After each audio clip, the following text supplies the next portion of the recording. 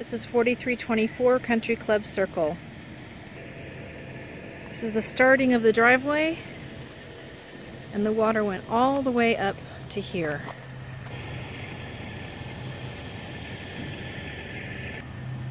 This is 4320 Country Club Circle. You can also see how high the water went all the way up to the tree line.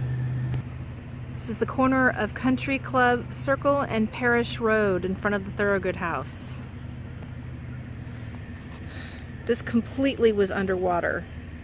The water line goes all the way up to that bush up there.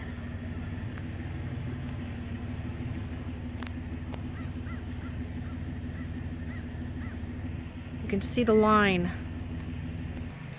This is 4316 Country Club Circle. You can see the water went all the way up. Looks like about, I don't know, about 12 feet from the road. This needs to be repaired. 4317 has a drain, but this drain is not draining. The water went all the way up. You can see the line.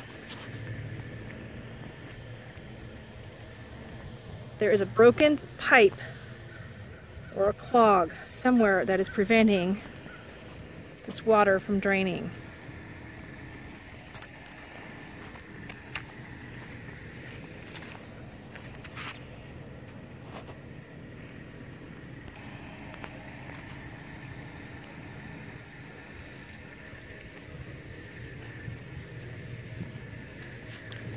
There was a car submerged.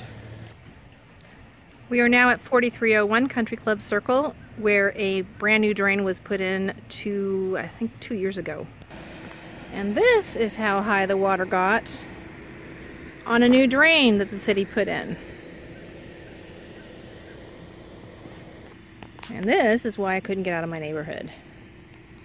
And there's the shiny new drain that just got put in, which isn't working. And this is across the street on the corner of Pecan Grove and Country Club Circle.